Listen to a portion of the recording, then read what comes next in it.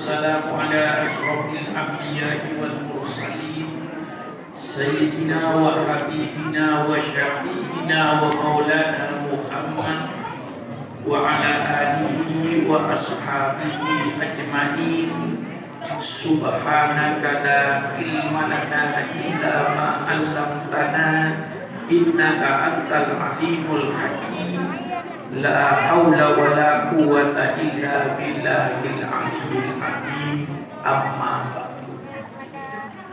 Para alim ulama yang saya muliakan, seluruh pejabat-pejabat pemerintah setempat dalam ini Bapak yang saya hormati, kepada seluruh pimpinan Masjid Al-Ikhlas beserta seluruh panitia peringatan Maulid Nabi besar Muhammad sallallahu alaihi wasallam.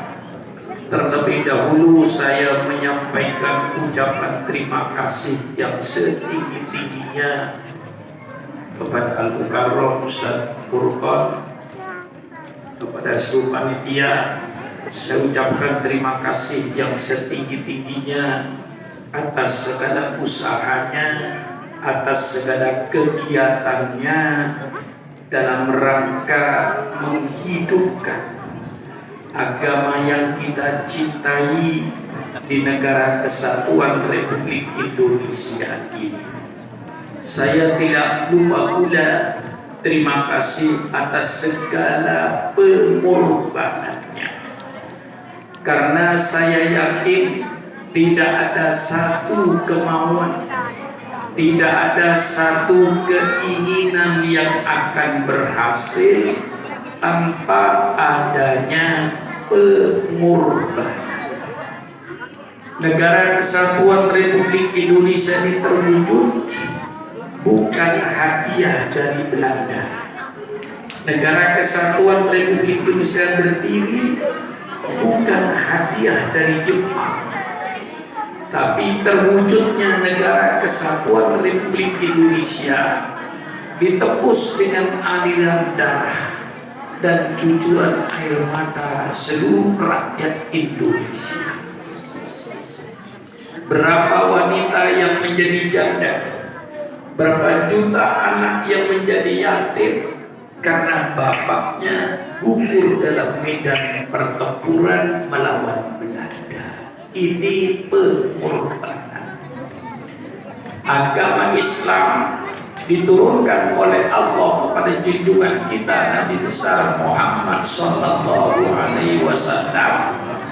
Islam tidak langsung besar, Islam tidak langsung jaya.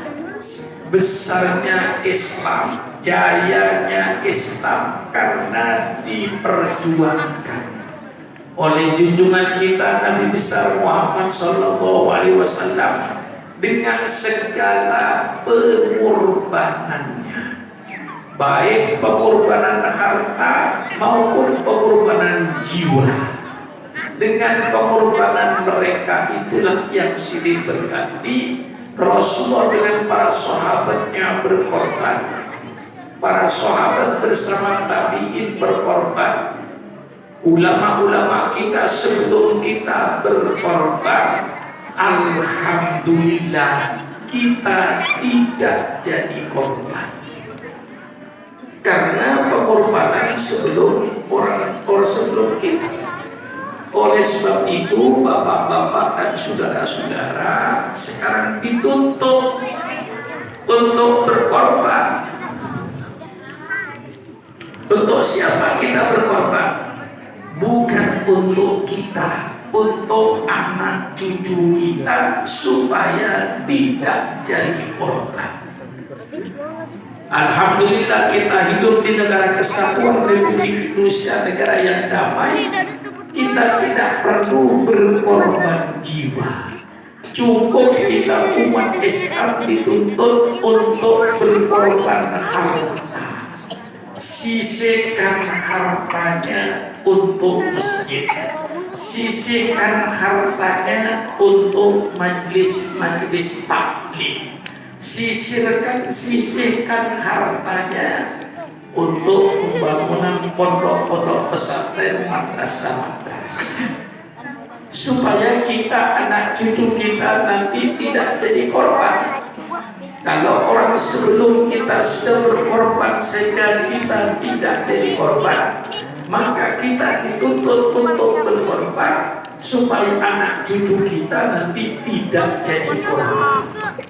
Dengan hidupnya masjid-masjid, hidupnya majelis-majelis taklim di kampung-kampung, hidupnya pondok-pondok pesantren, madrasah-madrasah, itu berarti menghidupkan Islam.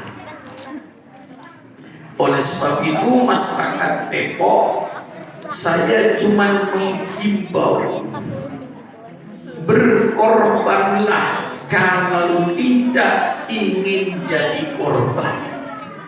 Kalau sudah jadi korban, tidak perlu berkorban, sudah jadi korban. Maka mari kita berkorban. Orang-orang sebelum kita mengorbankan tanahnya untuk masjid, kadang-kadang mewakafkan tanahnya untuk madrasah, mewakafkan tanahnya untuk pesantren. Saya kira 90% masjid-masjid di Indonesia ini insya Allah tanahnya tidak beli, wakaf pengorbanan dari umat Islam. Karena mereka mau berkorban tanahnya untuk masjid, untuk pesantren, untuk madrasah. Alhamdulillah, Islam hidup dan kita tidak jadi korban. Itu selalu saya tekankan, pengorbanan, dan pengorbanan. Kita cukup berkorban harta, menyisihkan hartanya. Ya, kalau saya tunjukkan tidak usah terlalu berat. Seandainya umat Islam hari Jumat saja berhenti merokok, menghormati Sayyidul Ayyam, berhenti merokok, rokoknya, uang rokoknya 20.000 masukkan ke masjid. Kalau di masjid ini jangan banyak-banyak lah, ada 200-300 orang saja. Hari Jumat berhenti merokok, rokoknya masukkan ke masjid 20.000 kali 300 orang. Sudah berapa duit masuk di masjid ini? Masjidnya hidup. Ibu tiap hari belanja, ingat sama kuburan. Sisanya dari belanja 50.000 letakkan, 100.000 letakkan. Kalau 1 minggu ada 7 hari meletakkan 50.000 berarti 350.000. Sumbangkan lagi ke madrasah, ke pesantren untuk menghidupkan Islam. Siapa yang mau menghidupkan Islam kalau bukan orang Islam sendiri? Ini selalu saya tanamkan. Islam jaya sampai sekarang ini karena pengorbanan orang-orang sebelum kita, termasuk pengorbanan Nabi besar Muhammad SAW dengan para sahabat-sahabatnya yang berkorban jiwa dan berkorban harta. Islam jadi besar karena pengorbanan. Ini selalu saya tekankan. Rasulullah berjuang tidak langsung Islam jaya, berjuang dari rumah ke rumah sambil diancam oleh orang kafir Quraisy. Begitu Allah perintahkan supaya dakwahnya tidak usah sembunyi-sembunyi, kemudian Rasulullah berdakwah dengan terang-terangan. Apa yang terjadi? Semua pengikut Rasulullah ditindas, diancam, ada yang dibunuh, ada yang disiksa. Sayyidina Bilal diseret di padang pasir terletak, perutnya dikasih batu supaya dia kembali kepada agama semula, kemusyrikan. Tapi Sayyidina Bilal tetap berkata ahad, ahad, ahad, ahad, tidak mau berubah imannya. Diancam untuk dibunuh, ditangkap, disakiti, Tetapi rupanya kekerasan-kekerasan yang diberikan oleh kafir Quraisy tidak mampu untuk memadamkan Islam yang mulai menyala dalam dadanya para sahabat itu. Kemudian orang kafir Quraisy merubah lagi taktiknya, merubah politiknya, yang asalnya dengan kekerasan, dengan ancaman, dengan pembunuhan, dirubah sekarang dengan embargo ekonomi, dibekot ekonominya. Di Ka'bah itu ditulis seluruh bangsa tidak boleh mengadakan hubungan dagang dengan umat Islam, khususnya di bidang pangan, supaya Nabi Muhammad dengan pengikutnya mati kelaparan. Jadi kalau Irak dulu pernah diembargo ekonominya oleh Amerika Serikat, waktu itu saya kata, hai bangsa Irak, bukan engkau yang merasakan baiknya embargo ekonomi. Nabimu 1400 tahun yang lalu merasakan pertama kali bagaimana embargo ekonominya. Ketika Libya dibekot ekonominya oleh Amerika Serikat, saya katakan, hai bangsa Libya, bukan engkau yang pertama kali merasakan bekot ekonomi itu. Nabimu 1400 tahun yang lalu sudah dibekot ekonominya supaya umat Islam mati kelaparan. Rupanya embargo ekonomi tidak mampu untuk memadamkan api Islam. Bahkan api Islam lebih menyala di kota Mekah untuk menerangi kota Mekah. Akhirnya orang kafir Quraisy merubah lagi politiknya. Kalau tadi dengan politik kekerasan, dirubah lagi dengan politik embargo ekonomi. Kemudian yang terakhir, bangsa Quraisy manggil langkah politik damai. Didatangi pamannya Abu Thalib. Wahai Abu Thalib, apa maunya ponakan itu? Kalau ponakanmu ingin menjadi pemimpin, kami siap untuk mengangkat Muhammad sebagai raja di negeri Mekah ini dengan syarat berhenti jadi nabi. Subhanallah, ditawarkan jadi raja, tapi supaya berhenti jadi nabi. Apa maunya ponakannya itu Abu Thalib? Coba kau tanya. Kalau dia ingin jadi orang kaya, kami penduduk Mekah siap untuk mengumpulkan kekayaan kami. Kami serahkan sama ponakanmu Muhammad itu, sehingga dia akan menjadi orang yang terkaya di negeri Mekah ini dengan syarat berhenti jadi nabi. Katakan sama ponakanmu Abu Thalib maunya apa. Kalau dia ingin kawin, saya kumpulkan semua anak perawan di kota Mekah ini. Persilakan Muhammad kawin 1, 2, 3, 4 berapapun saja, asal berhenti jadi nabi. Kira-kira kalau ditawarkan sama kiai sekarang, kira-kira gimana ya? Kira-kira aja. Jadi saya ceritakan Maulid ini, saya ceritakan ini yang tiada. Kadang-kadang kita dirayu, dikasih kedudukan, dikasih jabatan supaya berhenti jadi kiai. Misalnya umpamanya Supran Makmum lalu mau diangkat oleh pemerintah jadi menteri luar negeri atau menjadi menteri dalam negeri, itu kelihatannya dikasih kedudukan, tapi hakikatnya Supran Makmum berhenti kok jadi kiai, jadi menteri luar negeri saja. Supran Makmum berhenti aja kok jadi kiai, ngapain sih? Masuk masjid, keluar masjid susah. Saya kasih kedudukan kok jadi menteri dalam negeri, gajinya 150 juta tiap bulan. Kelihatannya dikasih kedudukan, tapi di balik itu bukan dikasih kedudukan supaya Supran Makmum berhenti berhenti jadi kiai.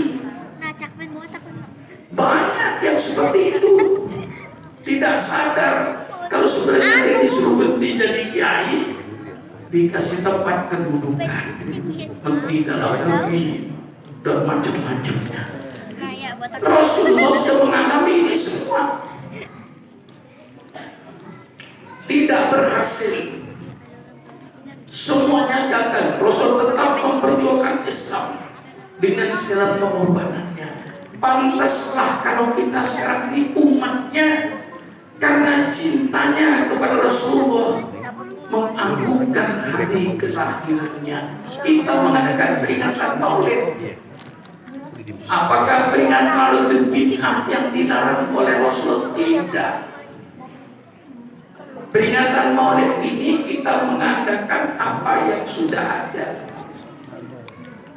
termasuk bid'ah. Kalaupun dikatakan bid'ah yang sesat, bid'ah yang tidak baik, dalam istilah hadis Rasulullah, sunnatan sayyi'ah, sunnah tradisi yang tidak baik, itu yang masuk neraka.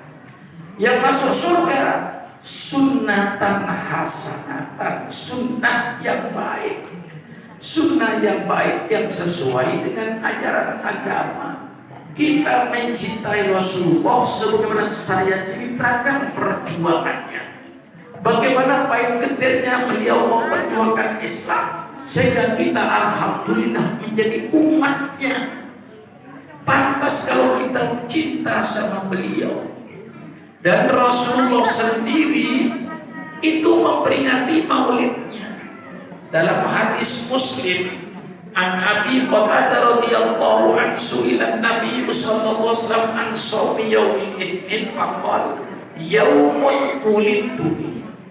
Dari sahabat Abi Qatadah ditanya, ya Rasulullah, mengapa kau berpuasa setiap hari Senin? Rasulullah jawab, saya puasa hari Senin karena hari itu hari kelahiran saya. Subhanallah. Rasulullah menghormati, mensyukuri kelahirannya dengan berpuasa setiap hari Senin. Nah, kita memperingati Nabi Muhammad dengan membaca sejarah. Banyak isyarat-isyarat di dalam Al-Quran. Qul bifadlillah wa birahmatihi fabidzalika falyafrahu. Katakanlah oleh engkau Muhammad, dengan karunia Allah, dengan rahmat Allah, hendaknya mereka bergembira. Tidak ada karunia Allah yang lebih besar daripada lahirnya Nabi Muhammad, dan tidak ada rahmat Allah yang lebih besar daripada lahirnya Nabi Muhammad sallallahu alaihi wasallam. Kelahiran Rasulullah merupakan karunia Allah terbesar dan merupakan rahmat Allah terbesar. Disitulah Allah perintahkan, bergembiralah kau, bergembiralah kalian dengan adanya karunia Allah. Malam ini kita bergembira, kumpul di Masjid Al-Ikhlas ini bergembira atas kelahiran Nabi besar Muhammad SAW yang merupakan rahmat terbesar. Tidak ada dikatakan bid'ah mereka yang tidak mengerti. Masih banyak isyarat lagi. Maksusil qasasah la'allakum yatafakkarun. Hai Muhammad, ceritakan sejarah supaya mereka belajar kepada sejarah. Kita mengadakan peringatan Maulid untuk membaca sejarahnya junjungan kita Nabi besar Muhammad SAW. Mana bid'ah sesatnya? Tidak ada bid'ah sesatnya. Masih banyak lagi isyarat-isyarat.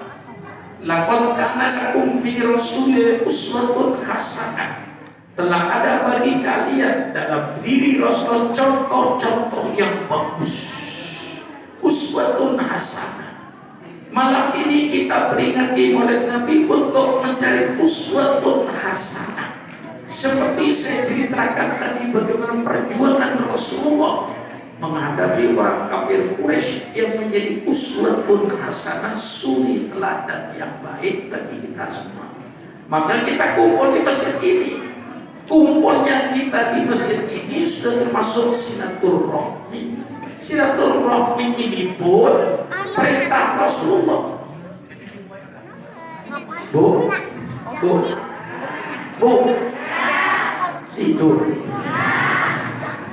Bu, inginkan ibu diluaskan rezekinya? Yang tidak menjawab bisa miskin. Batal yang tadi bu ya, yang tadi nggak janji. Saya ulang sekali lagi. Kalau masih diulang nggak menjawab, memang maunya miskin dia. Bu, inginkah ibu diluaskan rezekinya? Baru kelihatan kalau takut miskin. Bapak-bapak, inginkah bapak-bapak dipanjangkan umurnya? Yang tidak menjawab bisa cepat mati. Saya batalkan lagi. Yang tadi batal. Kalau sudah diulang nggak menjawab, memang maunya cepat mati. Bukan salah saya. Inginkah bapak-bapak dipanjangkan umurnya? Baru kelihatan kalau takut mati. Rasulullah Shallallahu Alaihi Wasallam bersabda, "Man ahabba ayyum satolahu fi rizqihi wa ayyum salahu fi atarihi falyasrihi." Barang siapa, kata Allah, yang ingin diluaskan rezeki, kata Rasulullah, barang siapa yang ingin diluaskan rezekinya, Rasulullah bersabda, barang siapa yang ingin dipanjangkan umurnya, di antaranya perintah Rasulullah, laksanakan silaturahmi. Kita mohon kepada ya Allah, sesuai dengan sabda Nabi-Mu ya Allah, malam ini kita kumpul di Masjid Al-Ikhlas mengadakan silaturahmi dan memperingati maulid Nabi-Mu sesuai dengan sabda Nabi-Mu ya Allah. Mudah-mudahan kita diluaskan rezeki yang halal. Ya Allah, sesuai dengan sabda Nabi-Mu ya Allah, malam ini kita silaturahmi memperingati maulid Nabi. Mudah-mudahan kita dipanjangkan umur dalam taat kepada Allah. Dan acara maulid semuanya tidak ada yang tidak perintah Allah. Kalau ada orang berkata mana perintah Allah, semua acara maulid itu seluruhnya perintah Allah. Acara pertama dibuka kadang-kadang dengan baca kitab suci Al-Quran. Baca kitab suci Al-Quran itu termasuk perintah Allah. Betul atau tidak? Betul atau tidak? Setelah itu baca sholawat, ya Rabbi sholli ala Muhammad, ya Rabbi sholli alaihi wasallim. Baca sholat ini perintah Allah. Mana yang tidak perintah Allah kita maulid ini. Kemudian sambutan-sambutan dari panitia, dari Pak Lurah tadi, itu semuanya termasuk mau'idatul hasanah, nasihat yang baik. Ditambah dengan surah Makmum kasih penjelasan tentang maulid Nabi. Ini termasuk mau'idatul hasanah. Mau'idatul hasanah ini perintah Allah. Untuk ila sabili rabbika bil hikmati wal mau'idatil hasanati wajadilhum billati hiya ahsan. Ajaklah mereka ke jalan Allah dengan cara yang bijaksana. Dengan cara yang bijaksana mengajak ke jalan Allah itu. Wal mau'idatul hasanah, dan dengan nasihat-nasihat yang baik. Tidak ada yang lebih bagus daripada Islam, cara mengajak masuk Islam dengan bijaksana, dengan nasihat yang baik. Yang terakhir, yang ketiga, kalau perlu berdialoglah. Berdialog. dengan adu alasan, adu argumentasi. Ini cara Islam berdialog, berdiskusi. Maka hendaknya kalau di Indonesia dilaksanakan cara Islam ini, alangkah indahnya. Misalnya orang-orang yang berbeda pendapat dengan pemerintah, berbeda politik dengan pemerintah, itu jangan dianggap musuh oleh pemerintah. Salah. Orang yang mengoreksi pemerintah itu orang yang cinta sama NKRI, ingin menyelamatkan NKRI. Maka kalau pemerintah misalnya kurang sesuai, oleh mereka diperingatkan. Misalnya contoh, pemerintah jangan banyak hutang, kasihan nanti anak cucu kita. Betul kan? Betul. Ini bukan berarti kita ini bermusuhan dengan pemerintah, tidak. Kan kita cinta sama pemerintah. Bagaimana kalau hutang kita nanti buat ribuan triliun? Bagaimana anak cucu kita nanti untuk membayarnya? Kita koreksi. Maka yang berbeda dengan pemerintah itu bukan berarti musuh. Saya inginnya ini yang berbeda dari pemerintah itu diundang ke istana gitu, ngopi bersama, ya kan, makan nasi goreng di istana, ngobrol dengan tidak emosi. Apa maunya saudara? Ini cara Islam berdialog itu, berdiskusi itu cara Islam. Wajadilhum billati hiya ahsan, dan berdiskusilah kau dengan memberikan argumentasi yang baik, yang lebih baik, yang terbaik argumentasinya. Ini cara Islam. Jadi dialog itu perlu, diskusi itu perlu. Jadi yang berbeda dengan pemerintah itu, misalnya pemerintah diundang ke istana, ajak makan bersama, ngopi bersama. Betul atau tidak? Bagus tak kira-kira? Ya kalau misalnya setiap yang berbeda ditangkap, ya rusak negara ini. Lalu siapa yang akan mengoreksi negara ini? Ini cara Islam. Saya sampaikan. Setelah ceramah mau'izatul hasanah, mau deh. Setelah itu ditutup dengan doa. Doa itu perintah Allah. Setelah doa, saya tak tahu apa kata nasi kebuli apa tidak, saya tak tahu ya. Bukan urusan saya itu apa. Kalau ada, alhamdulillah. Tidak ada, sudah dikasih kue-kue, alhamdulillah. Setelah doa, kita kasih jaminan. Kita kasih jaminan. Masya Allah, itu namanya menggembirakan orang. Mana acara maulid yang tidak perintah Allah? Semua acara maulid itu perintah Allah. Tidak ada satu pun, mulai acara pertama sampai penutup, tidak ada yang tidak perintah Allah. Ini saya jelaskan supaya tidak sebentar-sebentar bid'ah. Subhanallah, subhanallah. Ingat, Allah itu mempunyai bermacam-macam perintah. Ada perintah Allah yang Allah perintahkan langsung dengan tempat dan waktunya. Itu namanya ibadah haji. Tempatnya di tanah haram, waktunya tanggal 9 Dzulhijjah sampai 13 Dzulhijjah. Di luar itu tidak ada haji. Kalau ada haji di luar Dzulhijjah itu bid'ah.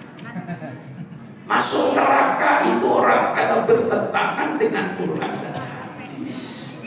Ada perintah Allah yang Allah tentukan tempatnya saja, waktunya bebas.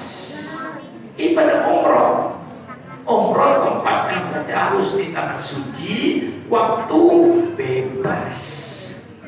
Ada perintah Allah yang Allah perintahkan waktunya saja, tempatnya bebas, sholat 5 waktu.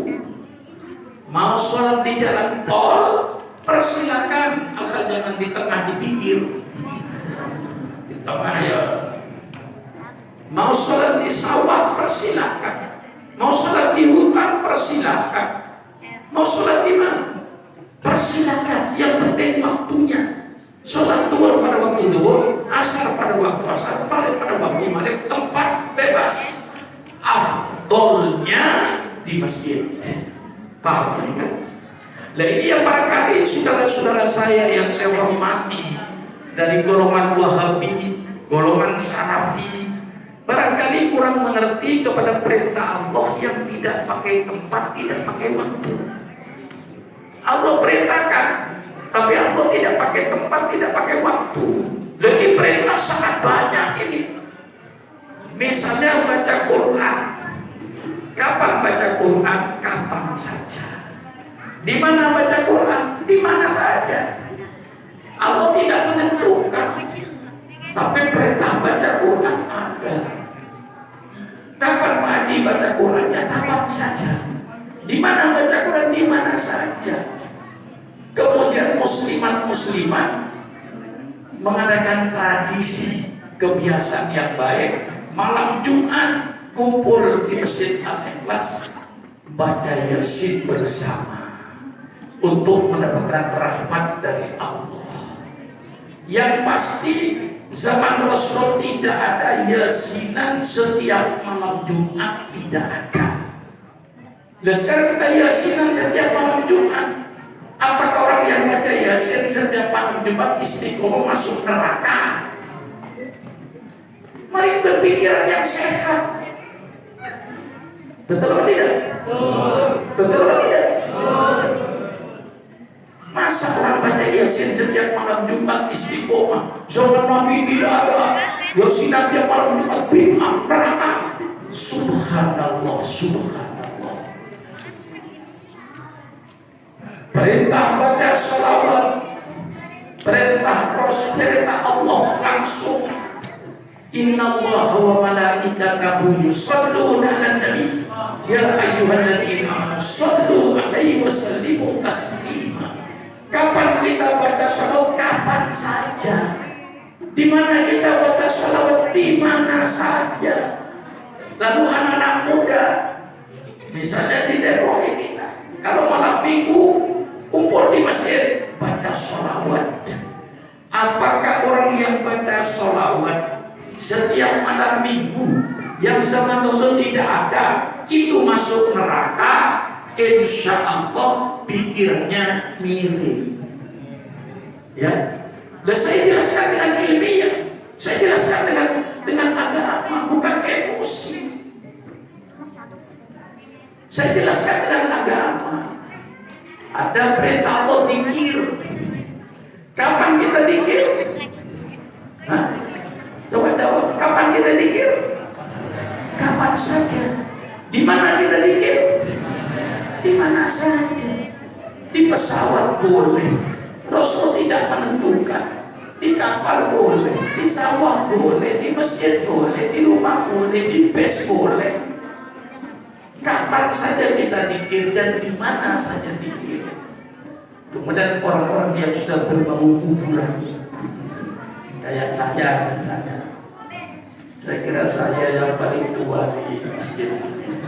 Gak ada yang lebih tua dari saya. Bu, tahu umur saya, Bu? Hah? Umur saya, Bu, kalau dihitung bulan Hijriah, itu umur saya sudah 82 tahun lebih. Kalau dihitung hijriahnya 80 lebih. Orang yang sudah bau kuburan misalnya, lalu mengadakan zikir tiap malam Senin, baca tahlil 1000, baca istighfar 1000, karena sudah mau ke kuburan. Baca tasbih 1000 tiap malam Senin rutin. Apakah orang yang zikir setiap malam Senin rutin masuk neraka? Karena zaman Nabi tidak ada. Nah, ini yang kadang-kadang perlu saya luruskan. Mari kita bicara secara agama, kita luruskan. Memang pikir setiap malam Senin sama Rasulullah tidak ada, tapi perintah pikir ada. Allah Rasulullah tidak menentukan tempat, tidak menentukan waktu. Berarti diserahkan sama kita waktunya. Lalu kita adakan malam Senin, zikir bersama, malam Minggu sholawatan bersama, malam Jumat yasinan bersama. Ini namanya dalam hadis Rasulullah disebut sunnatan hasanah, sunnah yang bagus. Ada sunnah sayyi'ah. Karena yang dimaksud sunnah dalam ini bukan sunnah Nabi, tradisi.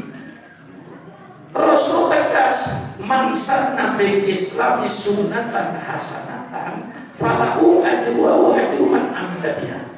Barang siapa yang membuat tradisi kebiasaan yang baik, Jumat pagi yasinan, malam Minggu tahlilan, malam Minggu baca sholawat, malam Senin tahlilan.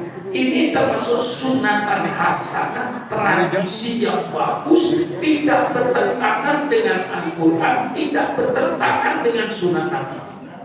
Tidak ada larangan baca yasin malam Jumat, tidak ada larangan zikir malam Senin, tidak ada larangan baca sholawat malam Minggu. Karena Allah tidak menyebutkan tempat dan waktu. Nah, ini termasuk sunnatan hasanah dalam hadis rawahu Muslim. Rasul bersabda, man sanna fil Islami sunnatan hasanatan. Barang siapa dalam Islam yang memiliki tradisi-tradisi yang baik, yang tidak bertentangan dengan Quran dan Sunnah Nabi, maka baginya pahala dan dapat pahala daripada orang-orang yang ikut mengerjakannya dengan tidak mengurangi pahala mereka sedikit pun. Yang dilarang oleh Rasulullah, man sanna fil Islam sunnatan sayyi'ah. Ada kata-kata sunnatan sayyi'ah.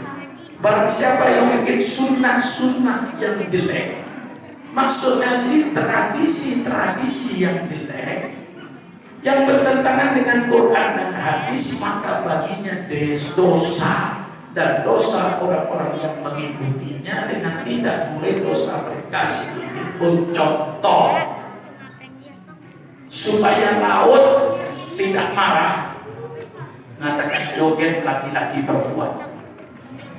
Setelah joget laki-laki perempuan potong kebu. Setelah potong kebu, kepalanya dilempar ke tengah laut supaya laut tidak marah. Syirik. Nah, ini namanya sunnah sayyi'ah dalam istilah hadis Nabi. Jadi ada sunnah hasanah, ada sunnah sayyi'ah. Yang mengatakan bid'ah itu ada yang bagus, bukan surat makmur. Siapa? Sayyidina Umar bin Khattab radhiyallahu anhu. Baca kitab Fathul Bari, sarana kitab Shahihul Bukhari. Sayyidina Umar ketika itu mengadakan tarawih berjamaah. Sholat tarawih berjamaah tidak pernah ada sebelumnya. Zaman Rasulullah tidak ada tarawih berjamaah. Zaman Sayyidina Abu Bakar tidak ada tarawih berjamaah. Baru zaman Sayyidina Umar melihat 12.000 sahabat penduduk Madinah setiap malam tarawih sendiri-sendiri. Sayyidina Umar berijtihad, baiknya tarawih ini saya bikin berjamaah. Ditunjuklah seorang sahabat yang bernama Ubay bin Ka'ab untuk jadi imam. Setelah sholat 23 rakaat dengan witirnya, apa kata Sayyidina Umar bin Khattab radhiyallahu anhu? Nikmatin bid'atu hadihi. Inilah so bagus bid'ah. Dan yang berkata bid'ah yang bagus itu bukan surah Mahmud. Sayyidina Umar bin Khattab, apa kapasitasnya Umar betul masih diragukan? Apa keilmuannya Sayyidina Umar diragukan? Imam Syafi'i memperkuat pendapat Sayyidina Umar. Lalu Imam Syafi'i berkata, al-bid'atu bid'atani. Bid'ah itu ada dua macam. Al-bid'ah al-mahmudah, bid'ah yang terpuji.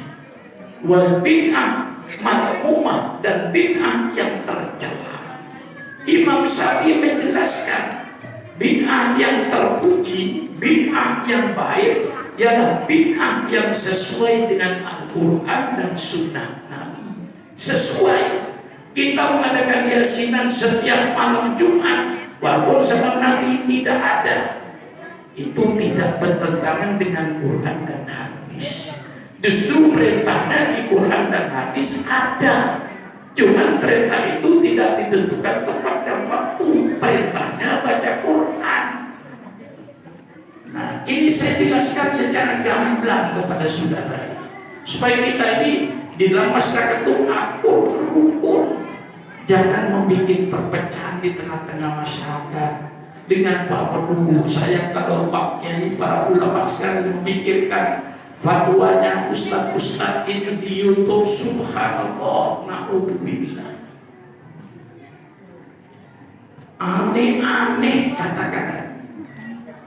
Aneh-aneh fatwanya itu yang kontroversi, yang mengundang perpecahan. Itu yang saya tidak inginkan.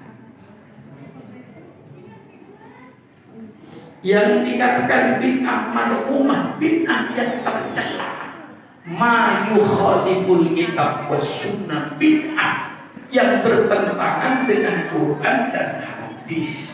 Itu. Nah, peringatan maulid ini dasar hukumnya kuat.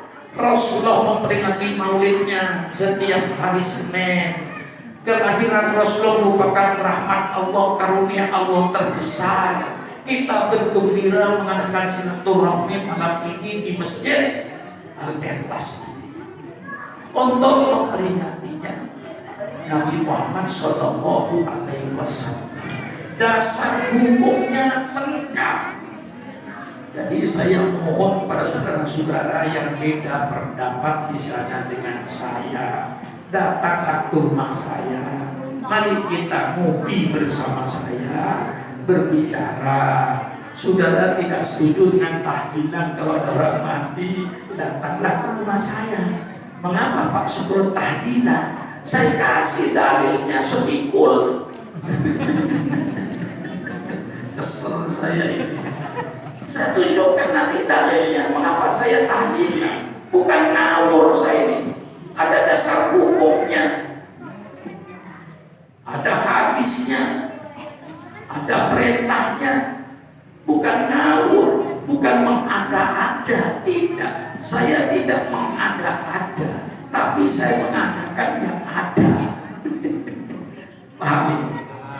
Paham? Saya mengadakan yang ada. Baca Quran perintahnya ada, tapi tidak di tempat dan waktunya. Lalu saya mengadakan yang ada ini malam Jumat. Kumpul, baca Yasin, perintah itu baca Quran itu.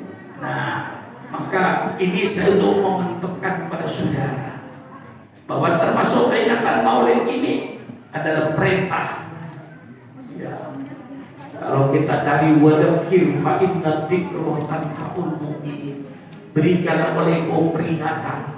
Sesungguhnya peringatan itu berguna bagi orang yang beriman. Saatnya sekarang ini yang mereka sibuk dengan dunia, berpacu-pacu cari kekayaan sampai lupa halal lupa haram. Betul? Saatnya kita adakan peringatan Maulid untuk memperingati mengapa Nabi diutus oleh Allah. Masih banyak dasar hukum. Wadakir fa inna dzikra tanfa'ul mu'minin. Berikanlah mereka itu peringatan, ingatkan mereka. Ini bulan Maulid terhadap nabimu. Apa yang dibawa oleh nabimu? Nabimu tidak membawa agama baru. Nabimu Nabi Muhammad tidak membawa agama baru. Jadi kalau sudah dikatakan siapa yang mendirikan Islam, kalau jawaban saudara Nabi Muhammad saja, itu jawaban sudah tidak benar, tidak lengkap. Yang lengkap di mana Pak Sugeng? Siapa yang membangun membangun Islam. Yang membangun Islam itu 25 Rasul. Nabi yang terakhir tidak membawa agama baru. Rasul datang menyempurnakan agama yang sudah dibawa oleh nabi-nabi sebelumnya. Apa yang dibawa oleh nabi-nabi sebelumnya? Al-Quran, agama Islam. Allah hanya menurunkan satu agama saja, agama Islam. Itu jelas dalam Al-Quran. Jadi Islam ini kayak bangunan gede, Bu. Tidur pagi. Bu. Ada kubiknya kan? Dengarkan. Islam ini kayak bangunan besar. Rumah besar ini dibangun oleh 25 Rasul. Jadi Islam itu sudah dibangun sejak Nabi Adam, Bu. Bukan agama baru Islam ini. Bukan agama yang dibawa oleh Nabi Muhammad. Tidak. Agama Islam agama yang dibawa oleh para nabi. 25 nabi itu semuanya membawa Islam. Nabi Muhammad yang terakhir ngapain? Menyempurnakan. Itu dalam kitab Sahih Muslim, dalam bab Muhammad Khatamun Nabiyyin, bersabda Rasulullah sallallahu alaihi wasallam, "Mathali wa mathalul anbiya min qabli kama kalimat bana baitan wa ana akhiru man wada'aha illa minna." Kata Rasulullah, perumpamaan saya dan nabi-nabi sebelum saya itu cuma ibaratkan orang yang membangun sebuah rumah besar. Sayalah datang yang terakhir, yang meletakkan batu yang terakhir, pertanda pembangunan Islam selesai. Itu Islam, Bu. Jadi Nabi Muhammad tidak membawa agama baru, Bu. Nabi Muhammad datang menyempurnakan agama yang sudah dibangun semenjak Nabi Adam. Nabi Adam diciptakan oleh Allah untuk melaksanakan syariat Allah. Maka Nabi Adam dakwahnya, seruannya mengajak umatnya supaya beriman kepada Allah pencipta alam semesta. Ini akidah Islam. Islam hanya kenal pada pencipta alam, itu yang kami sembah. Kami tidak menyembah batu, tidak menyembah manusia, tidak menyembah binatang, tidak menyembah pohon, tidak menyembah gunung. Kami menyembah yang pencipta alam semesta. Inilah agama yang lurus. Nabi Adam mengajak umatnya supaya beriman kepada Allah, sujud kepada Allah, bukan sujud kepada Nabi Adam. Dan Nabi Adam bersama-sama dengan umatnya sujud kepada pencipta alam semesta, Allah Subhanahu wa Ta'ala. Ini agama Islam. Datang Nabi Nuh alaihissalam, seruannya sama. Nabi Nuh mengajak umatnya untuk beriman kepada Allah, sujud kepada Allah, bukan sujud kepada Nabi Nuh. Dan Nabi Nuh bersama-sama dengan umatnya sujud kepada Allah, Islam. Datang Nabi Ibrahim. Nabi Ibrahim mengajak umatnya supaya beriman kepada Allah pencipta alam semesta, sujud kepada Allah, bukan sujud kepada Nabi Ibrahim. Dan Nabi Ibrahim bersama-sama dengan umatnya sujud kepada Allah, Islam. Datang Nabi Musa, seruannya sama. Nabi Musa mengajak umatnya supaya beriman kepada sujud kepada Allah, bukan sujud kepada Nabi Musa. Dan Nabi Musa bersama-sama dengan umatnya sujud kepada Allah. Datang Nabi Isa alaihi salam. Apa seruan Nabi Isa? Sama dalam Al-Quran seperti seruan Nabi Musa. Nabi Isa mengajak umatnya supaya beriman kepada Allah Subhanahu wa Ta'ala, sujud kepada Allah, bukan sujud kepada Nabi Isa. Dan Nabi Isa bersama-sama dengan umatnya sujud kepada Allah, Islam. Datang junjungan kita Nabi Muhammad sallallahu alaihi wasallam. Apa seruan Nabi Muhammad sama dengan seruannya Nabi Isa, sama dengan seruan Nabi Musa, sama dengan seruan nabi-nabi sebelumnya. Nabi Muhammad mengajak umatnya supaya beriman kepada Allah, sujud kepada Allah, bukan sujud kepada Nabi Muhammad. Dan Nabi Muhammad bersama-sama dengan umatnya sujud kepada pencipta alam semesta, Allah Subhanahu wa Ta'ala. Ini iman yang bersih. Bagaimana? Mantap? Mantap? Iya. Kiai itu memantapkan. Kalau ada kiai, setelah ceramah, kiainya ceramah, masyarakat jadi bingung. Itu namanya kiai pembingungan. Kiai semacam itu tinggal, bukan kiai. Kiai itu membawa manusia supaya mantap kepada agamanya. Dan sekarang kira-kira saya ini membawa mantap untuk bawa bingung. Mantap. Ya, mudah-mudahan kiai benar. Kiai Sontoloyo. Orang dibikin kacau pikirannya. Banyak sekarang di YouTube itu kiai-kiai yang bikin kacau. Nah, kalau saya tidak heran. Kalau ada kiai bikin kacau, saya tidak heran. Karena Nabi sudah bersabda, ada hadis dari Hudzaifah ibnul Yaman.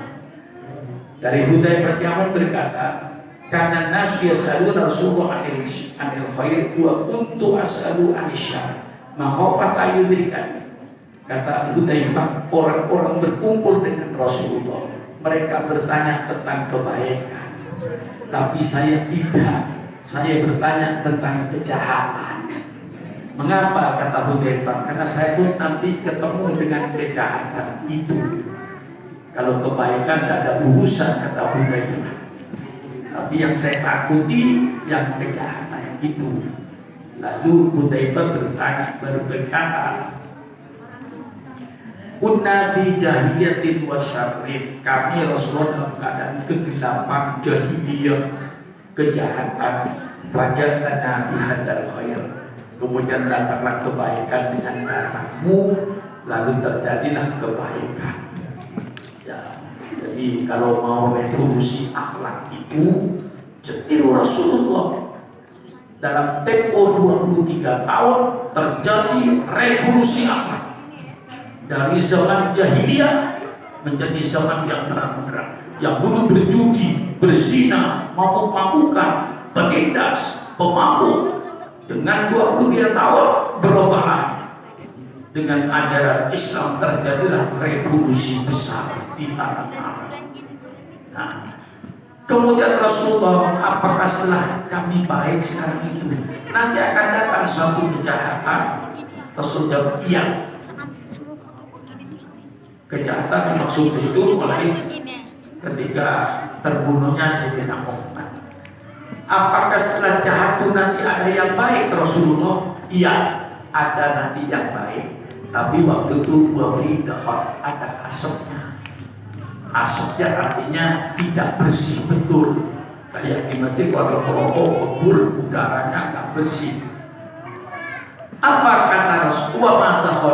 Apa asapnya Rasulullah? Nanti akan ada membeli yang memberikan petunjuk tidak dengan petunjukmu.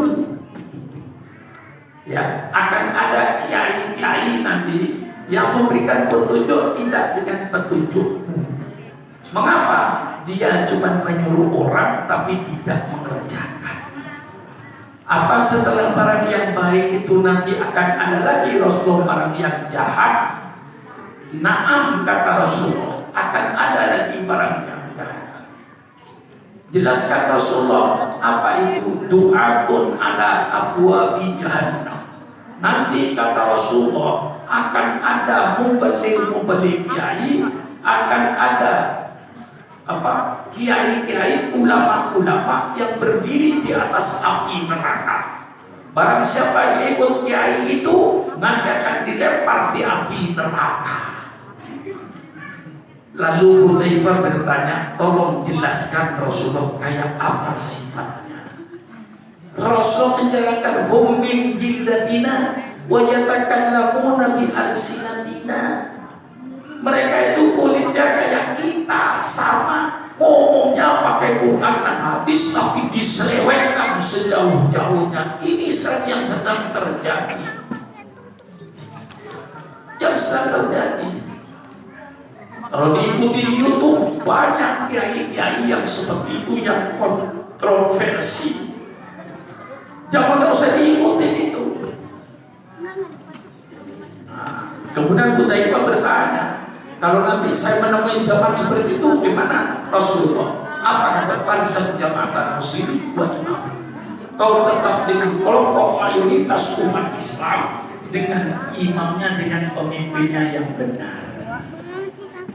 Itu perintah. Jadi kalau ada kiai nyeleneh, kontroversi, saya tidak heran. Rasulullah sudah bersabda 1400 tahun yang lalu. Nah, ini agama yang diturunkan, agama Islam dibangun oleh Nabi Adam, diselesaikan oleh Rasulullah Sallallahu Alaihi Wasallam. Lalu apa bedanya Pak Sugeng? Tidak ada bedanya. Cuman syariat Allah itu oleh Allah tidak diturunkan sekaligus, disesuaikan dengan kebutuhan manusia. Contoh, zaman Nabi Adam tidak ada undang-undang nyolong. Mengapa zaman Nabi Adam tidak ada undang-undang nyolong? Karena pada zaman Nabi Adam tidak ada orang nyolong. Mengapa tidak ada orang nyolong? Karena tidak ada orang. Ya, ya, betul. Pakai otak. Mengapa tidak ada undang-undang nyolong? Karena tidak ada orang nyolong sama itu. Mengapa tidak ada orang nyolong? Ya tidak ada orang.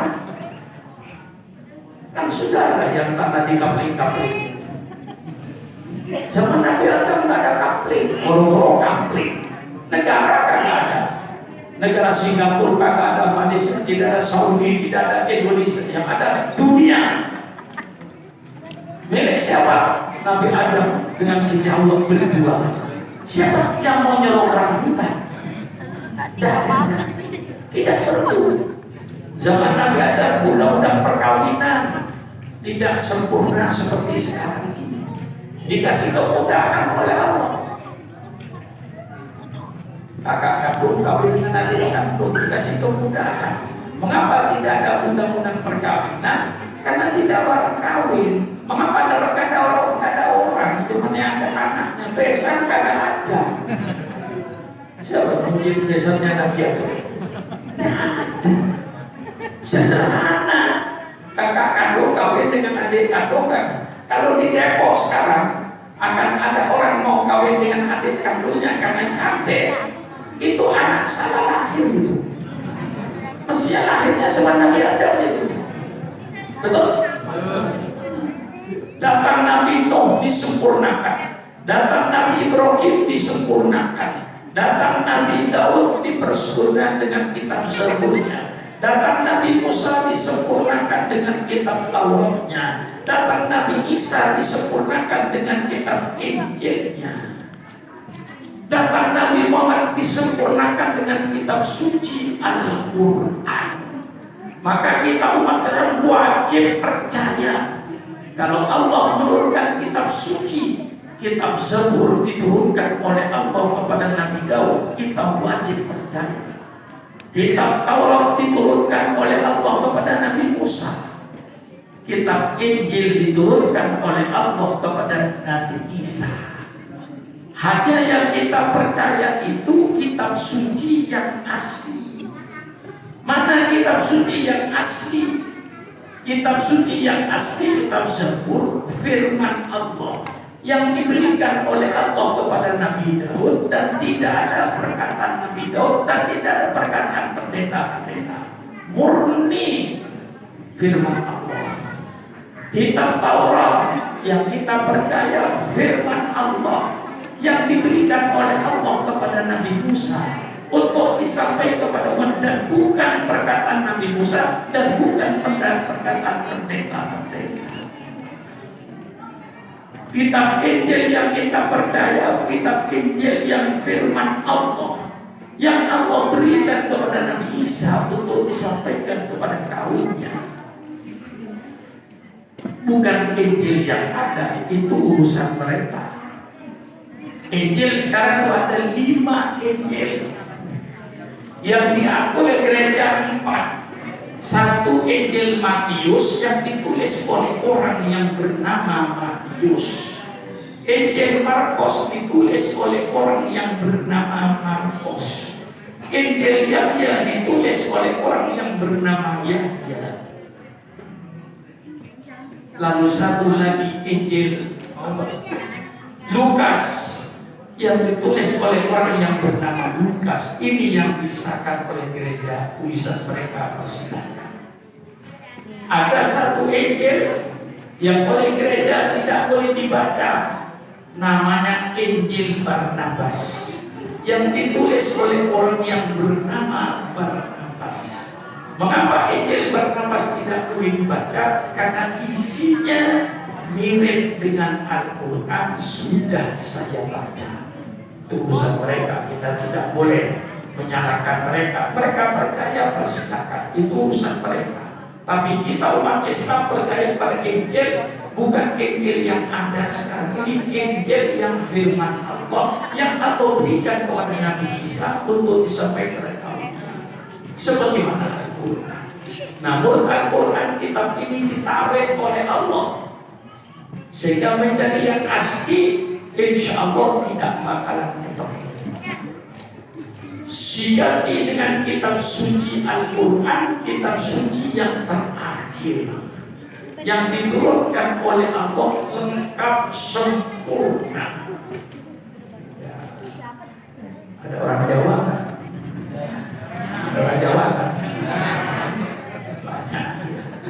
Orang Jawa itu kiai kalau sungguh-sungguh itu kata terakhir mesti diulang. Tadi kalau orang Jawa kemarin di Margonda macet, gak apa-apa, itu masih jalan. Tapi kalau orang Jawa sudah bilang kiai, kemarin di Margonda jalan macet, cat. Nah, kalau macet, cat, udah matiin aja mesinnya udah. Syariat Allah tidak diturunkan sekaligus. Diturunkan sekaligus, siapa yang mau mengerjakan, siapa yang mau mengamalkan. Diturunkan oleh Al-Quran saat Allah sedikit, begitu terakhir Allah turunkan Al-Quran 30 juz, semua syariat Allah tumplak tumplak. Gak ada sisanya di dalam Al-Quran, sudah habis turun semua sempurna.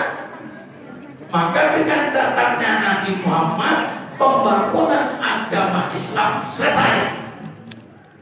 Karena selesai, Allah yang memproklamasikan.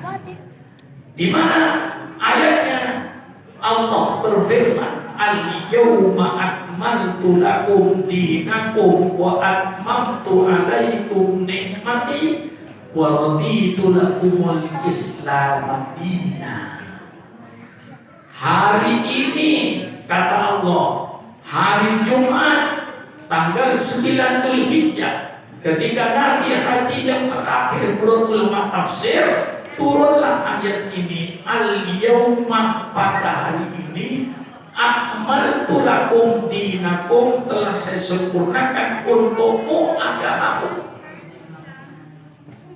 Ada kiai yang berkata bahwa Islam belum sempurna, timbullah macam-macam bentrokan kontroversi. Ada kiai yang berkata bahwa Islam itu belum sempurna.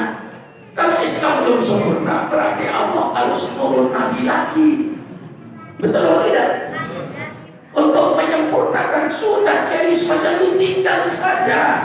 Quran sudah jelas, al-yawma akmaltu, hari ini telah saya sempurnakan lakum untuk dinakum agamamu. Islam sempurna, Quran 30 juz, semua syarat tungkap. Wa atmamtu alaikum nikmati, kata Allah, dan telah saya sempurnakan nikmatku untukmu. Menurut ulama tafsir, sempurnanya nikmat Allah itu dengan lahirnya Nabi Muhammad. Seandainya Nabi belum lahir, nikmat Allah belum sempurna. Quran 30 sudah diturunkan, semua syarat Allah tungkap. Nabi Muhammad untuk menjelaskan Al-Quran dengan sunnah-sunnah. Kemudian Allah menyatakan, ini bukan kata surat makhluk. Ini kata Allah. Apa kata Allah? Wa raditu lakumul Islam Madinah. Saya ridho, saya rela Islam sebagai agamamu. Kata Allah, agama yang diridhoi oleh Allah hanya agama Islam. Hanya agama Islam. Hanya agama Islam. Bukan sepertamu. Allah yang bilang, kok saya yang dimarahi? Allah yang bilang, bukan sepertamu. Wa raditu, kata Allah, saya ridho, saya rela Islam sebagai agama, karena sudah sempurna. Zaman Nabi Musa belum sempurna, zaman Nabi Isa belum sempurna, datang sempurna. Maka Islam bicara segala soal hidup. Tidak ada soal hidup yang tidak dibicarakan oleh Islam. Karena apa? Karena Rasul diutus, innama bu'ithu liutammima makarimal. Islam bicara soal rumah tangga. Mengapa Islam bicara soal rumah tangga? Supaya anggota rumah tangga yang terdiri dari suami, istri, anak, pembantu, semua anggota keluarga supaya berakhlak Al-Quran, berakhlak yang mulia, berakhlakul karimah. Suaminya berakhlakul karimah. Wa asyiruhunna bil ma'ruf. Pergaulan istri-istrimu itu dengan baik. Suami mempergauli istrinya dengan lemah lembut. Jangan menghargai istrinya.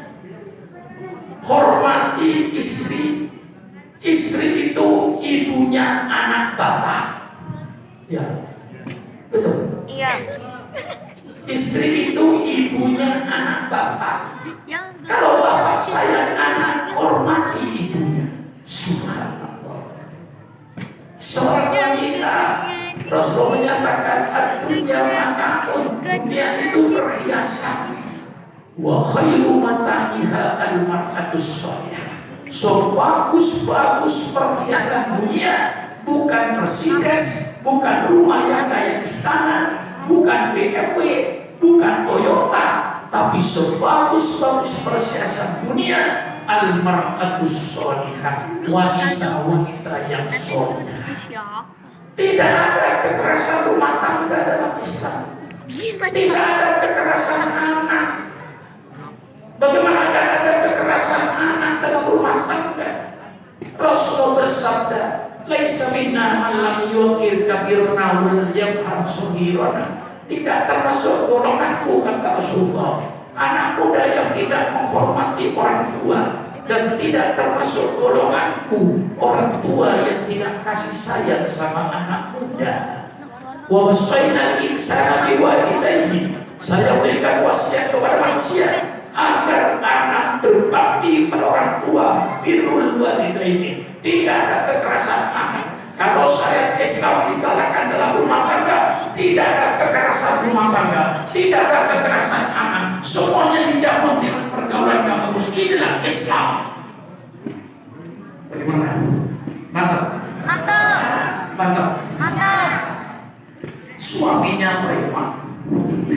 istrinya tukang mabuk-mabukan, rusak negara ini. Maka Islam itu bicara soal rumah tangga, malah lengkap Islam itu dalam bicara rumah tangga. Mulai dari WC Islam bicara. Ya. Maka saya ini fanatik kepada Islam. Kalau ada orang tidak senang sama syariat Islam, saya tidak heran. Kalau mereka benci sama syariat Islam, wajar. Mengapa? Karena tidak kenal. Mengapa seorang makmum fanatik kepada Islam? Karena saya kenal. Islam itu indah, mengatur kehidupan manusia, suami, istri, anak, pembantu, akhlaknya akhlak Al-Quran. Subhanallah. Rumah tangga diatur mulai dari WC, masuk WC diatur sebelumnya dengan doa Allahumma inni a'udzu minal khubuthi wal khaba'ith. Tuntaskan dengan kaki kiri, tuntaskan najis. Jangan ada sisa-sisa najis yang tidak keluar, tuntaskan semua. Setelah tuntas, bersihkan najis itu. Saya kira hanya Islam yang indah dalam membersihkan barang yang kotor. Dalam Islam syaratnya, kalau najis itu berbau sampai hilang baunya. Kalau najis itu berwarna, hilangkan warnanya. Kalau najis itu ada rasanya, sampai hilang rasanya, seperti daging babi atau alkohol. Itu ada rasa. Subhanallah, indah Islam itu. Ini baru WC. Masuk dapur, Islam mengatur kalau seandainya syariat Islam ini dilaksanakan, insya Allah Indonesia aman. La ta'kulu amwalakum bainakum bil batil. Jangan kau makan harta di antara kamu dengan cara yang batil. Bu, pernahkah ibu nyuci beras? Hah? Pernah, sering. Ngawur jawabannya. Kalau saya tanya sama ibu, pernah ke Palembang? Bu, pernah Pak Kiai? Betul, pernah. Kalau saya tanya ibu, pernahkah ibu nyuci beras?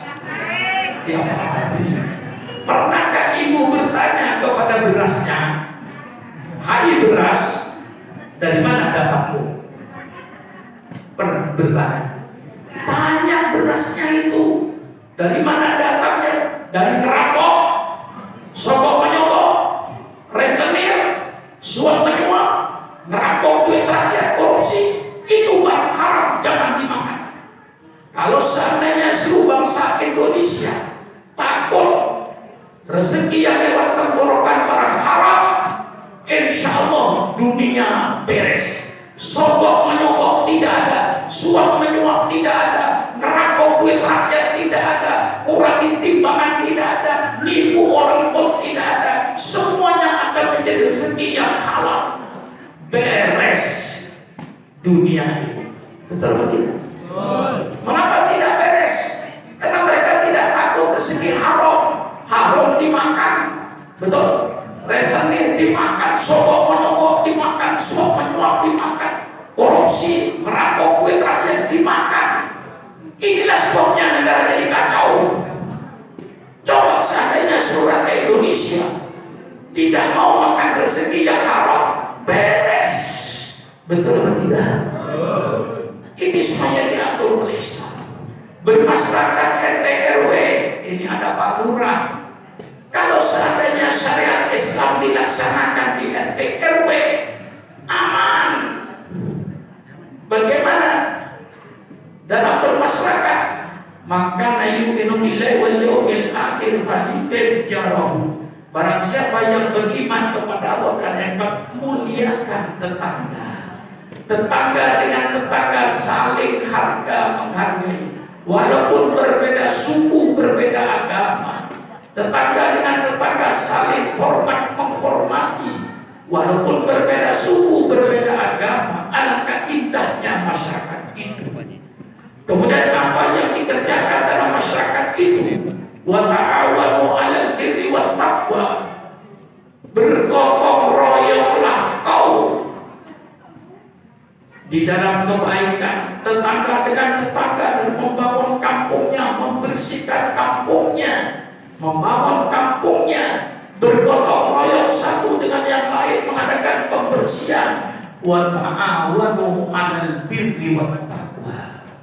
Tetangga dengan tetangga, jangan saling mencari kesalahan. Wala tajassasu. Janganlah kau mencari-cari kesalahan orang. Subhanallah, indah syariat Islam.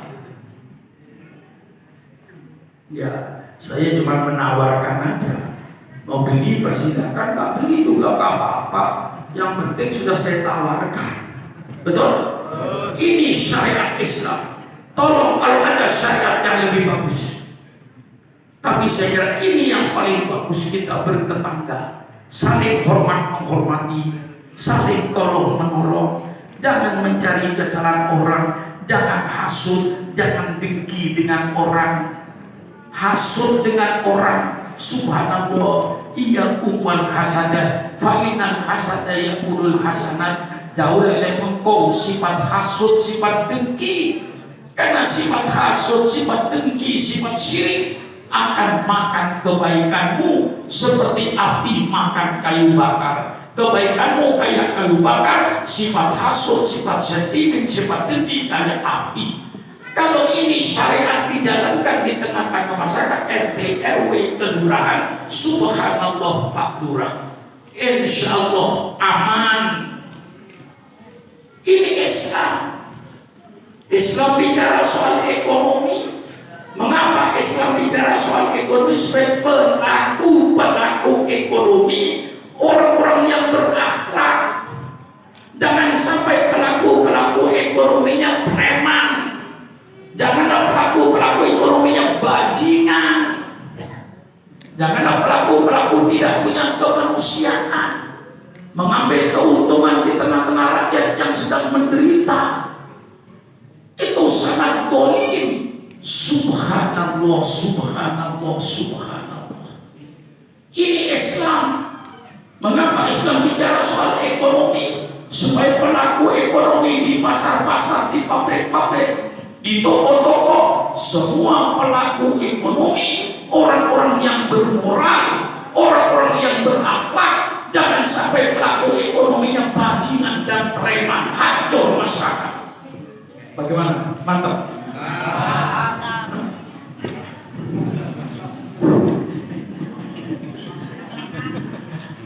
Iya, saya motor ini. Yang nyuruh nggak ada, motor sendiri. Mengapa Islam bicara politik? Ini serem lagi ini. Ya.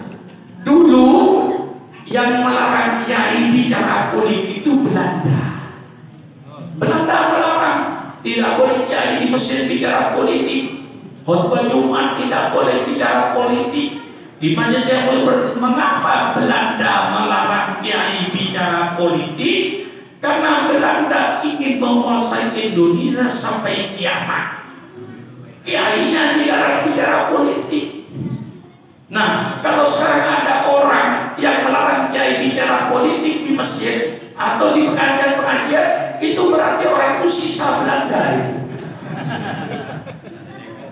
Mengapa dilarang?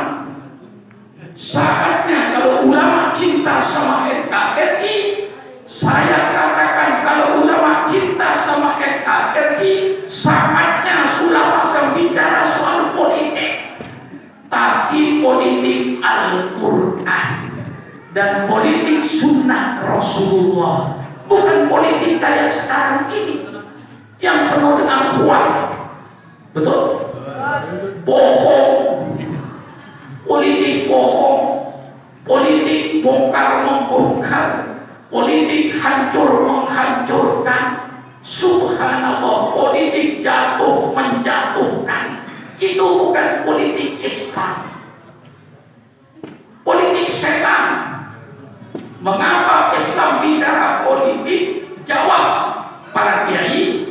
Mengapa Islam bicara politik? Supaya pelaku politik, orang-orang yang bermoral, orang-orang yang berakhlak, jangan sampai pelaku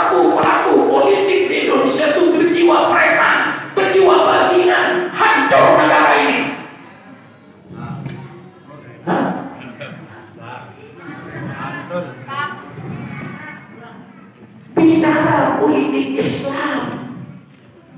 Mencari pemimpin dalam Islam ini politik Islam. Siapa yang harus jadi pemimpin? Orang yang sidik, amanah, tabligh, fatonah. Tolong carikan politik mana yang lebih bagus dari Islam ini. Tolong carikan Islam yang mempunyai. Cari pemimpin yang sidik, pemimpin yang jujur. Jangan mencari pemimpin yang suka bohong, membohongi rakyatnya, tidak bisa itu. Cari pemimpin yang amanah, pemimpin yang terpercaya, bukan pemimpin yang mengkhianati rakyatnya, bukan pemimpin yang menari-nari di atas rakyat yang sedang menderita. Cari pemimpin yang amanah, indah Islam itu. Cari pemimpin yang tabligh, yang menyampaikan kebenaran, bukan pemimpin yang menyampaikan kebohongan. Cari pemimpin yang tabligh, yang transparan, menyampaikan kebenaran. Cari pemimpin yang fatonah. Ada perempuan namanya fatonah. Fatimah. Cari pemimpin yang fatonah, artinya yang cerdas, yang pintar. Mengapa mencari pemimpin yang cerdas? Kalau rakyatnya ada kesulitan, kalau pemimpinnya cerdas, bisa mencari jalan keluar dari kesulitan, sehingga rakyatnya keluar dari kesulitan. Kalau pemimpinnya cerdas, kalau pemimpinnya bodoh, sulit rakyatnya, sulit sampai kiamat tetap sulit rakyatnya, karena pemimpinnya tidak bisa mencari solusi jalan keluar. Tolong carikan politik yang lebih hebat dari Islam ini. Sidik, amanah, tabligh, fatonah. Tolong carikan. Ini maksudnya kita bicara politik ini supaya pelaku politik ini berakhlak. Siapa pelaku politik? Tahu pelaku politik sudah. Pelaku politik itu kalau lurah bukan. Lurah tidak termasuk pelaku politik itu. Karena tidak dia masuk pelaku politik, wali kota, bupati, DPR, baik tingkat 1, 2 dan pusat, menteri, pejabat, termasuk presiden, itu sebenarnya pelaku politik itu. Nah, mengapa Islam Al-Quran bicara soal politik? Mengapa Rasulullah bicara soal politik? Supaya pelaku politik ini terdiri dari orang-orang yang berakhlak dan bermoral.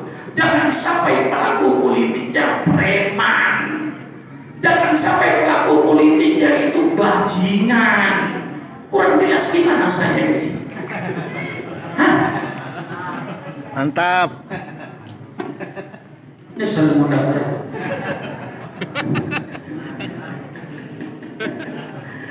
Saya menjelaskan apa adanya. Karena Islam sempurna bicara segala-galanya. Subhanallah. Kalau sudah minta ayat politik kepada saya, subhanallah, banyak sekali. Inna Allah ya'murukum an tu'addul amanati ila ahliha wa idza hakamtum bainan nas an tahkumu bil adli. Ini 100% ayat politik. Sesungguhnya Allah menyuruh kalian agar menyerahkan amanah kepada orang-orang yang ahlinya. Jangan jabatan itu sembarangan. Jangan sembarangan mengangkat ketua RT. Jangan sembarangan mengangkat ketua RW. Jangan sembarangan mengangkat lurah. Jangan sembarangan mengangkat camat. Jangan sembarangan mengangkat bupati. Jangan sembarangan mengangkat wali kota. Jangan sembarangan mengangkat gubernur. Jangan sembarangan mengangkat anggota DPR. Jangan sembarangan mengangkat menteri. Jangan sembarangan memilih presiden. Berikanlah kedudukan dan jabatan itu pada ahlinya. Subhanallah. Alangkah indahnya Islam. Kita doakan mudah-mudahan Pak Lurah kita termasuk yang pada tempatnya ahlinya. Iya, ini pesan Islam, pesan Quran, jangan menyerahkan jabatan kedudukan ke sembarang orang. Hancur negara ini, serahkan kedudukan dan jabatan itu pada ahlinya. Kemudian Rasulullah dalam hadis politiknya, beliau menyampaikan, idza duyi'atil amanatu fattaqisa. Apabila di suatu bangsa sudah hilang kepercayaan, amanah sudah hilang, tunggulah hancurnya negara itu. Rasulullah ditanya, wa kaifa idha'atuha ya Rasulullah, bagaimana hilangnya kepercayaan Rasulullah, bagaimana hilangnya amanah Rasulullah? Rasulullah menjawab, idza wusidal amru ila ghairi ahlihi fantadiri sa'ah. Apabila urusan ini diserahkan pada orang yang bukan ahlinya, tunggulah hancurnya. Jadi milih menteri pun yang ahlinya, milih menteri agama, menteri luar negeri, menteri perdagangan. Jangan syukuran makmur dijadikan menteri perindustrian, perusahaan negara. Misalnya, berikan sama ahlinya, ini perintah Quran, bukan syukuran makmur. Wa idza hakamtum bainan nas an tahkumu bil adli. Kalau kau menetapkan hukum di antara menetapkan hukum yang adil. Sampai Quran menjelaskan, la yajrimannakum sana'anu qaumin ala alla ta'dilu i'dilu. Janganlah karena kebencian kepada satu kaum lalu kau berbuat tidak adil pada kaum itu karena kau benci. Itu tidak benar dalam Islam. Sampai para musuhnya pun harus berbuat adil. Adil berlaku pada setiap manusia. Wala yajrimannakum sana'anu qaumin ala ta'dilu. Janganlah kebencianmu pada satu kaum yang mendorong kau untuk berbuat tidak adil. Itu tidak dibenarkan oleh Al-Quran. Subhanallah, indah Quran itu. Maka syukuran manfaati. Boleh kan fanatik? Kalau tidak fanatik jadi munafik. Saya fanatik pada Islam, tapi saya siap untuk rukun dengan umat selain Islam. Itu namanya toleransi. Toleransi itu saling hormat menghormati, saling harga menghargai, hidup rukun dan damai antar umat beragama, tapi bukan berarti membenarkan semua agama. Membenarkan semua agama kafir, murtad. Gimana? Hah? Bagaimana? Pas. Jangan dikasih hati minta jantung, mati kita itu. Sudah dikasih hati minta jantung, kita toleransi. Sejak dulu apalagi di Depok tidak ada masalah Kristen dengan Islam, betul atau tidak? Dulu pusatnya Belanda di sini. Ya, Belanda Depok. Iya, sejak dulu toleransi. Di Banten, di Madura, saya orang Madura kebetulan ya. Saya tidak pernah mohon ya Allah jadikan seorang Madura, enggak. Saya terima jadi. Ya, sudah kan terima jadi juga kan?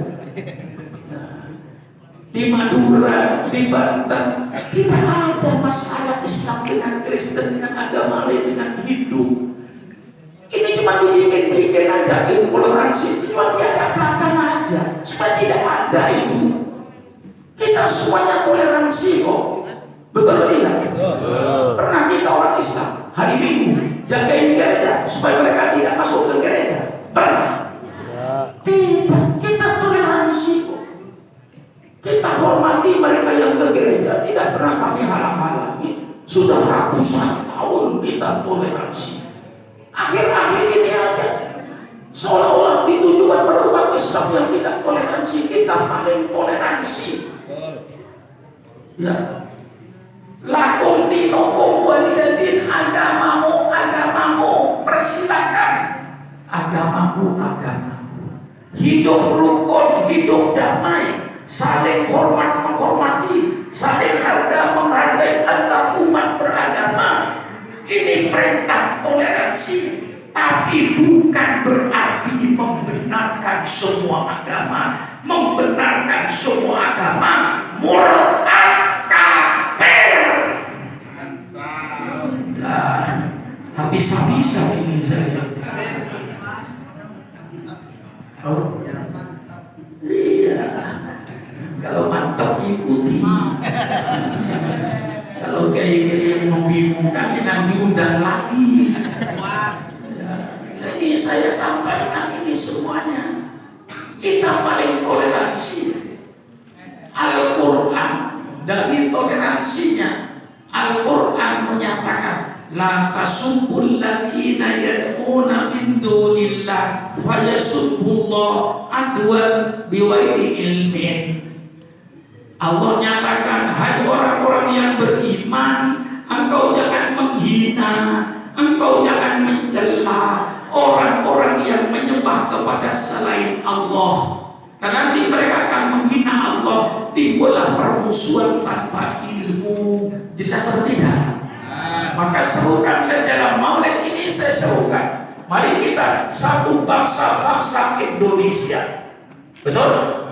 Mari kita hidup rukun, hidup damai, saling hormat menghormati antar umat beragama, saling harga menghargai antar umat beragama, tapi bukan berarti membenarkan semua agama, membenarkan semua agama kafir murtad menurut Al-Quran.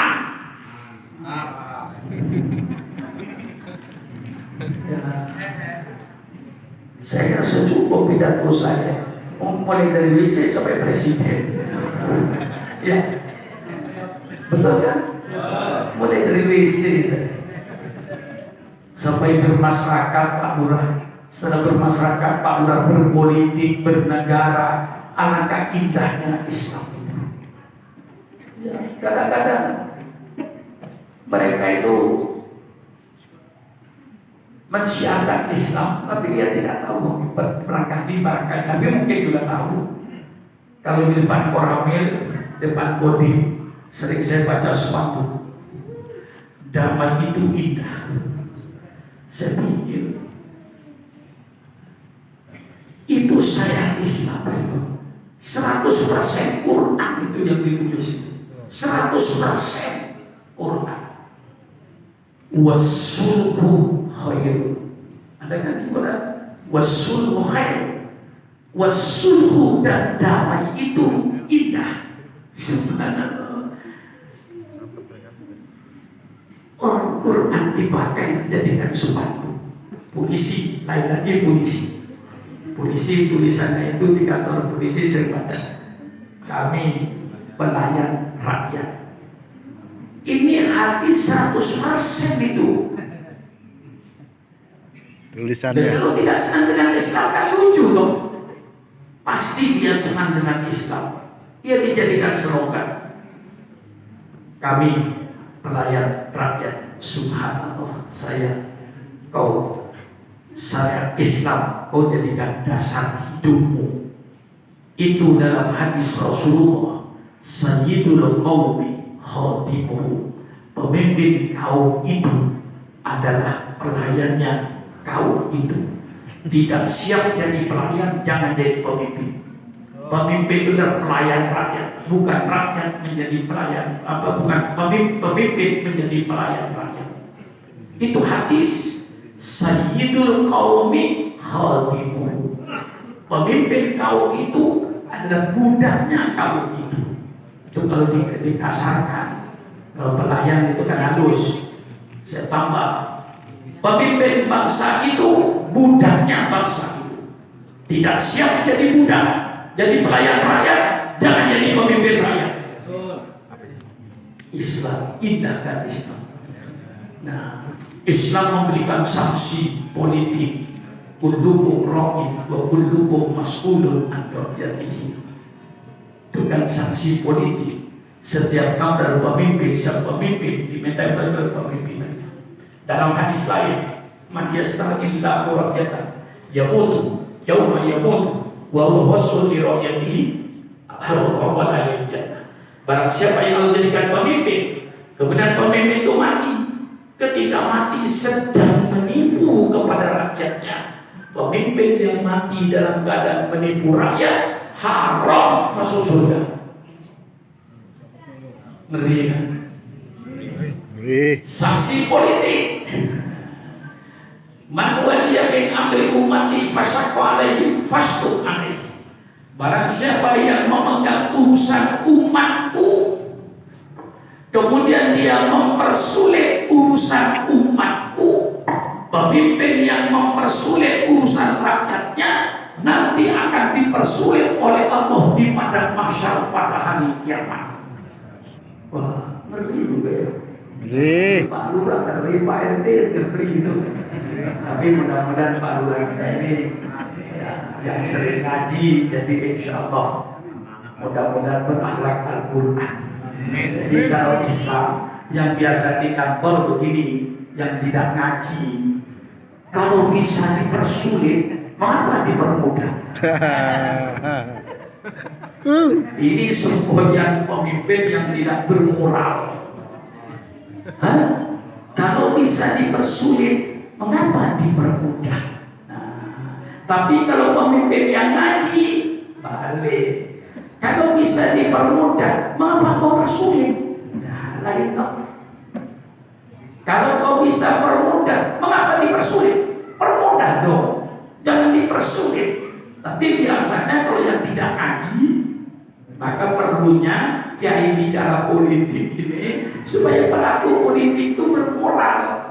Kayak ini, kalau ngaji, oh kata Pak Supron, kalau bisa dipermudah, mengapa dipersulit? Kalau yang tidak ngaji, kalau bisa dipersulit, mengapa dipermudah? Nah, ini bedanya. Saya kira cukup sekian. Masih kurang? Mantap. Mondar lagi. Apa? Ya, mondar lagi. Insya Allah tidak tahu saya di berat film. Insya Allah saya punya film itu banyak. Nanti kalau saya datang umpama mondar lagi, tahun yang lalu saya tidak tahu pakai pidato ini dari WC sampai presiden tahu ya. Saya ubah nanti judulnya yang lain gitu ya, supaya tidak bosan. Ya, maka alhamdulillah saudara termasuk yang tidak bosan dengan saya. Mestinya bosan, karena saya masuk Depok ini tahun 71, 72 sudah masuk Depok saya. Ya tua-tua mesti tahu kok. Ya, mulai tidak ada listrik. Dulu saya kalau mau pidato daerah PJS itu, daerah UI itu pakai lampu rumah. Sandal saja dicopot, jalannya tanah merah. Mau masuk masjid baru dicuci kaki saya. Nah, masjid itu biasa sewa listrik, biasa kecil itu hanya untuk pengeras suara dan lampu maulid ada. Gelap Depok itu. Dari Lenteng Agung, Margonda itu nggak ada aspal itu zaman saya dulu. Belum aspal, saudara saya ada yang muda-mudanya jenggotan yang tahu aspal. Ya cuma nggak tahu namanya, tahu jenggotnya saya tahu apa.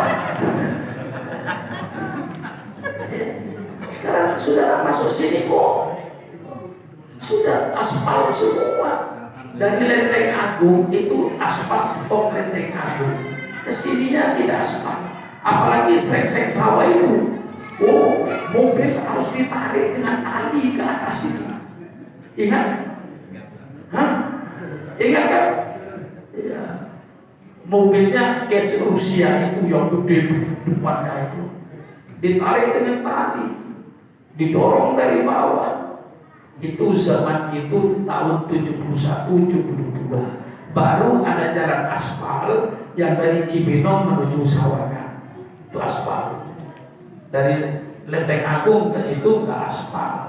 Masih ngalami saya. Ada di situ namanya Pondok Cina. Siapa Pondok Cina?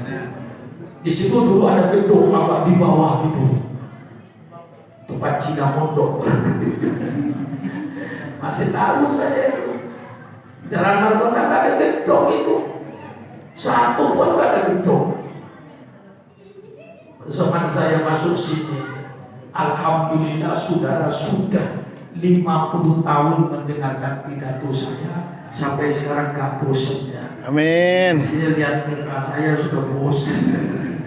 Masa 50 tahun lihat muka saya, suara saya, tapi ternyata alhamdulillah orang Depok tidak bosan dengan suara saya. Undangan saya masih banyak di Depok ini. Amin. Sekian saja.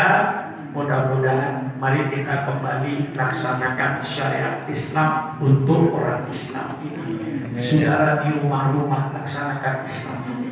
Gak usah nunggu peraturan pemerintah, ya. Masa mau jalankan menunggu peraturan pemerintah, harus nunggu peraturan pemerintah. Mari yang suami istri, bagaimana rumah tangga yang lain, betul? Nah, habis maghrib baca Quran, anak-anaknya suruh ke masjid kayak dulu zaman saya. Zaman saya dulu indah Pak. Di kampung saya di Madura itu, kalau saya ingat sekarang, kalau maghrib itu senang supaya maghrib semua berjamaah semua. Kecuali yang sakit, habis sholat berjamaah masuk ke rumahnya pulang. Kampung sepi, tidak ada orang lalu-lalang. Di rumah itu baca Quran, baca Rotiul Haddad, baca sholawat. Indah kampung dulu. Begitu listrik masuk desa, aspal masuk desa, divisi masuk desa, terjadilah perubahan peradaban. Sekarang pulang ke kampung saya di Madura, yang dulu habis maghrib baca Quran, nongkrong depan televisi nonton film sinetron yang berseri. Betul? Kira-kira di Depok sama kan? Kok bisa sama, siapa yang atur? Televisi yang membunuh Yasina, televisi yang membunuh Tahmina. Yasina, Tahmina semua dibunuh oleh televisi. Bukan televisinya yang salah, tangan Pak Haji yang salah. Nah, saya kembalikan syariat Islam ini tidak usah nunggu peraturan pemerintah, kita laksanakan ajaran Islam di rumah-rumah. Betul? Sehingga nanti keadaan kita, kampung kita, Masya Allah, baca Quran kalau maghrib, perempuan-perempuan kalau malam Jumat, ya. Ingat Bu, kalau malam Jumat kumpul di alai kelas itu baca Yasin bersama. Kaum Kiai, doa Pak Kiai, mudah-mudahan yang didoakan kumpul di depan televisi nonton film porno lagi. Yang lain disuruh berdoa.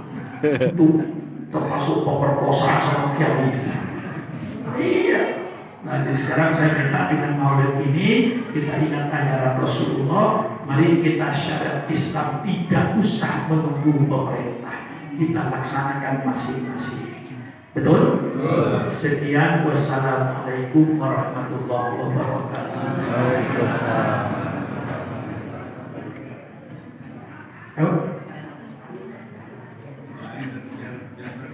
Doa saya juga.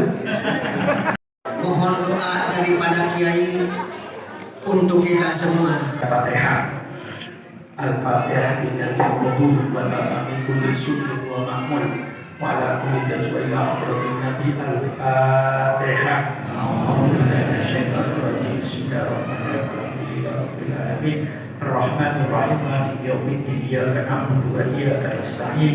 Ihdinas siratal mustaqim. Siratal ladzina an'amta 'alaihim ghairil maghdubi 'alaihim waladdallin. Amin. Allahumma bihamdika Fatihah wa bizil Fatihah. Ya Farijal Hamd ya Kashifal Gham ya Man Tanti Yawfi wa ya wal wabah wa ta'un wa virus corona min baladina hadha khasma wa min kulli muslimin aman. Ya muyassir kulla asir fataysirul asir alayhi yasir. Ya muyassir kulla asir fataysirul asir. Ya muyassir kulla asir fataysirul asir alayhi. Allahumma sahhil umurana wa umur man yuhibbuna wa umur yusahiduna wa yakhdumuna wa man taqla bainana wa umur muslimina wal muslimat wal mu'minina man ahya ibn wa ambat. Allahumma sallimna ya Allah, Allahumma sallimna ya Allah wa ala baitina wa dhurriyyatina ya Allah ya Allah ya Allah min bala'i dunya wa adzabil akhirah. Rabbana atina fid dunya hasanah walhamdulillahi rabbil alamin.